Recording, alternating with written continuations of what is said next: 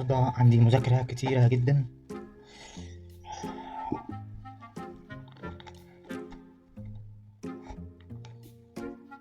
هذاكر، انا لازم اذاكر النهارده. الامتحان بكره وانا مش عارف المه ازاي ولا اعمل ايه. لازم اذاكر ولازم اذاكر. طيب وانا قبل ما اذاكر كده مش عارف، حاسس ان انا عايز اشرب. لا انا لازم اشرب، انا عايز اجيب شويه ميه كده عشان اذاكر وانا مركز كده يعني. اذاكر وانا مركز. جبت ازاز الميه اهي، جبت أهو.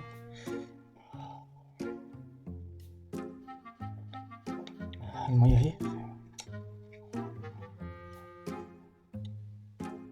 مش وقت فيسبوك بقى، مش وقت فيسبوك. الامتحان بكره، انا عايز اذاكر كده. مش عارف الامتحانات دي متتأجلش ولا حاجة صعبة. مش عارف القلم ده، مش عارف ماله القلم ده. مش عارف، حاسس كده ان انا مش عارف، انا جبت ميه بس محتاج ان انا كوبايه شاي كده تظبط لي دماغي. انا عايز كوبايه شاي كده تظبط لي دماغي. مش عارف فين الحاج. كانوا هياكلوا على السفره وانا قاعد بذاكر على السفره. يا ريت بقى يقول لك انا عايز اكل دلوقتي عشان اقوم من على السفره دي واتحجج واقول لهم انا عايز اكل. لا انا اقوم جايب لي كده كوبايه شاي عشان ابقى قاعد مركز يعني. احلى كوبايه شاي، احلى كوبايه. الواحد بقى يذاكر كده وهو معاه كوبايه الشاي. اه والله، كوبايه الشاي دي تحس ان هو كده هتظبط الدماغ يعني. لا هو انا قبل ما اجيب كوبايه الشاي القلم ده ما كانش عاجبني، فانا هذاكر بقى بالقلم الاولاني. ايوه القلم الاولاني ده، القلم ده حلو وبيتكتك كده، حتى لو نمت تحس ان هو عمال يتكتك. هم بقى الماده دي انا ما بحبهاش وعايزه تركيز جامد. انهي ملزمه بقى اللي هذاكر فيها؟ الملازم كتير. طيب في الصوره اللي انا اتصورتها مع منال النهارده، زميلتي في الجامعه، عايز ارفعها. دي هجيب لايكات قد كده، لازم ارفعها. منال قافله اوف لاين دلوقتي، وحتى لو رفعتها دلوقتي مش هتشوفها منال. طيب مش عارف ليه حاسس ان انا سقعان كده وعايز اذاكر كده وانا متدفي كده عشان ابقى يعني ابقى مذاكر وانا مركز كده. مش عارف، حاسس ان انا سقعان.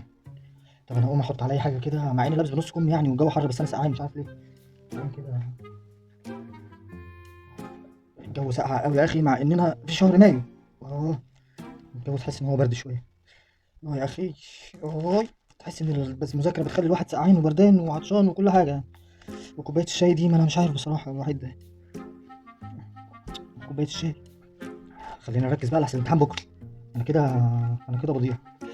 هو فين الملزمه؟ هو انا مش عارف، انا ابتديت اتحرر صح؟ مش انا الجو حر صح؟ الجو حر. انا ابتديت اتحرر لا طب انا ممكن اشيل البتاع دي من عليا. مش عارف.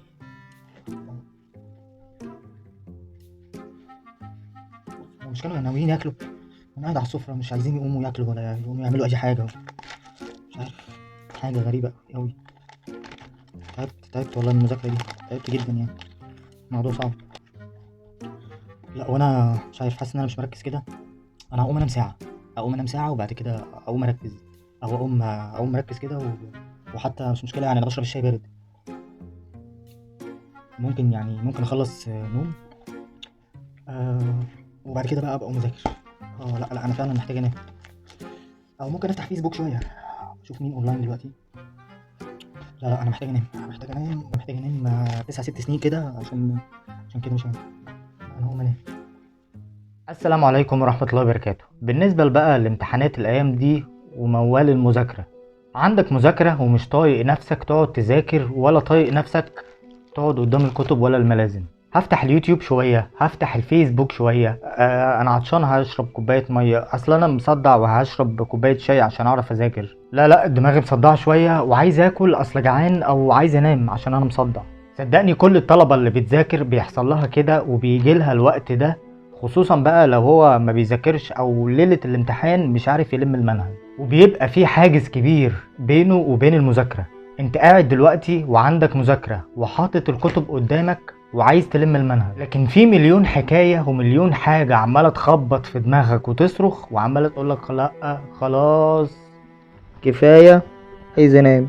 طيب افتح اليوتيوب بس واشوف فيديو واحد، او ممكن ارفع الصورة اللي اتصورتها مع زميلتي النهاردة، ده البنت حلوة وامورة وهيجيلي لايكات عليها كتير جدا. لا انا مصدع وتعبان وعايز انام. لا انت لا مصدع ولا تعبان ولا عايز تنام، انت بتهرب من المذاكرة بالنوم. وبكل بساطة ده هروب من المذاكرة عشان ما تحسش بالذنب، وان انت بتبرر لنفسك انا تعبان، انا مصدع، انا عايز انام، انا جعان، انا سقعان، انا دماغي محتاجة كوباية شاي، ده انا هنام ساعة واحدة بس واقوم اكسر الدنيا، هاكل الكتب دي كلها كده اكل.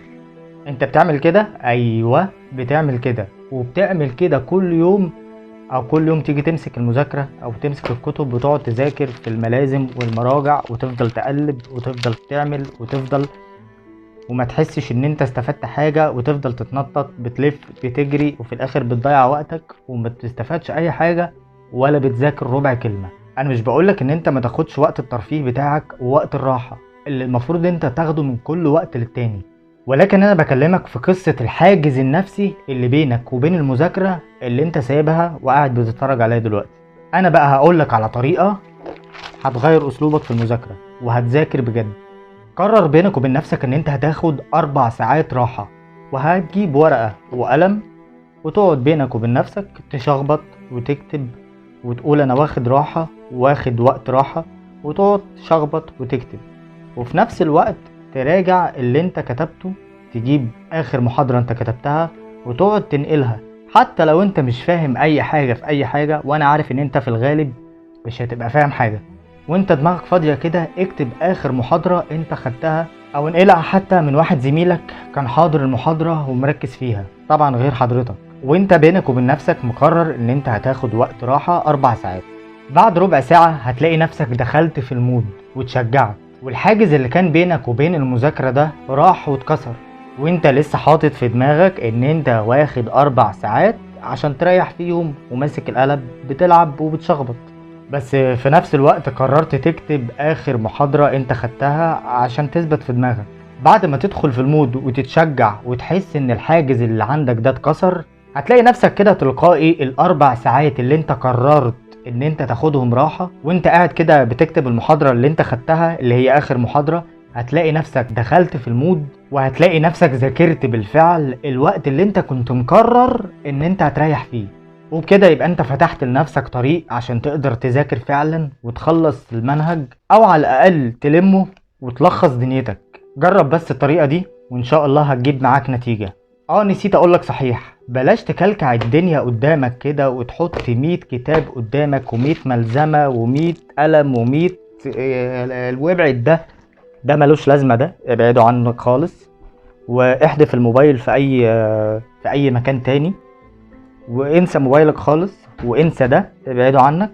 وبلاش تكلكع زي ما قلتلك الدنيا كده، خلي ملزمة المادة اللي انت بتراجع فيها بس هي اللي محطوطة قدامك، وشيل بقى كل الكلام ده كده عشان صدقني انت مش محتاجه. خلي جنبك ازازة مية عشان ما تقومش، وخلي معاك كوباية الشاي بس ما تتحججش بيها زي ما انت شفت في الاول. بس كده، وربنا يوفقكم وان شاء الله من نجاح لنجاح، وعايزين نشوف النتائج بتاعتكم. دمتم في رعاية الله وامنه. سلام.